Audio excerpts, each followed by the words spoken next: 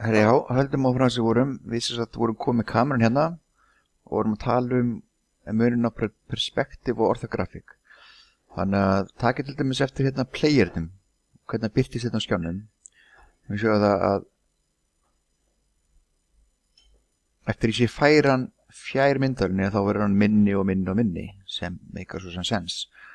Og það er hérna perspektíf myndavél. Hlutinni sem eru lengri í burtu þeir eru minni, sem meikar nokkuð sens.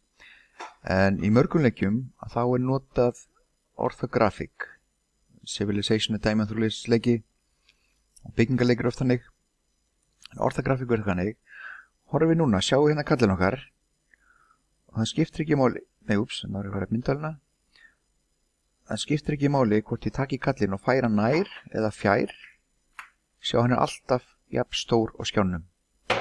Þannig að orthografík þá er hlutin alltaf jafnstórir, breytjast ekkert í hvort þið farið frá myndavélinni. Með main kamerun á valda að þá getum við breytt þessu hérna size. Þetta segir til hversu langt eða hver stærðin á hlutunum er á skjánum hjá ykkur. Þið bara finnir bara einhverja þægilega tölu. Bara svona. Herðu, næst viljum við fara hreyfina kall, láta gera eitthvað. Þá sækjum við hérna forrit sem heitir hreyfa player. Draugum það bara beint á playerin okkar. Þannig þegar ég smetla hann þá er hann komið með forrit til hreyfa player. Og fengt bara að ít og play og sjá hvort það virki ekki. Hann er hann, ok. Hann hreyfist að minnstu kosti. En myndavélin okkar er ekki elta kallin okkar. Þannig að við skulum taka hérna forrit sem heitir hreyfa myndavél og draga það á okkar main kameru. Smellu síðan á main kamerun okkar. Nei, veitu, það er komið hérna, já. Hreyfa myndavél og hérna hvað á myndavélin okkar að elta. Við viljum að elta okkar player, þannig að við drögum hann hérna inn.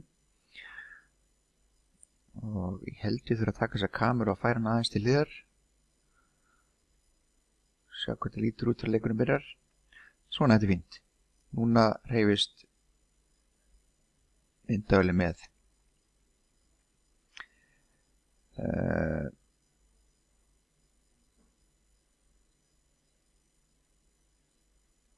Ok.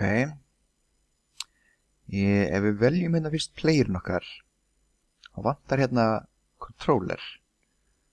Smellum á það, og þá er eitthvað sem heitir player animator controller. Þá ætti hann að fara að labba og hreyfa sig aðeins. Þarna er hann. Kemur þetta skemmtilega hopp. Hann heitir 2 animation, eitt er idle, þannig að bara hangir og gerir ekki neitt, er eitthvað hreyfa hausinn og gispa, og síðan er hérna walking animationið sem við hérna í gang. Ok.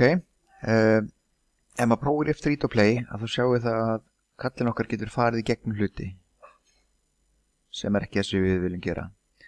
Þannig að við viljum skella honum einn capsule collider og einu rigidbody.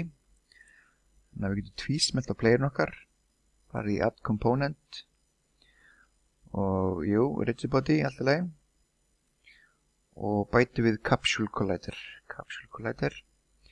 Og þá kemur þessi litli hringur hérna.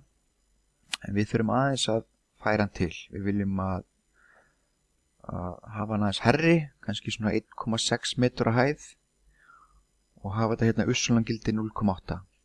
Þetta ussulan er sérst hvar er miðjan á þessum kassa og hver er hæðin. Og þetta er kannski, lefum þess að sleppa bara. 1,6 á hæð og þá er miðjan á honum í 0,8.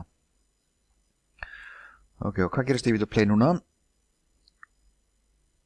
Það sem gerist það er að hann er komið rigidbody en hann dettur hérna niður. Málið það að þetta gólf hérna sem er með, það er ekki með neitt collider á. Þannig að gerum bara hérna create, búum bara til plane. Búum til plane og gera það bara nógu stórt. Þannig að það ná hérna yfir allt borðið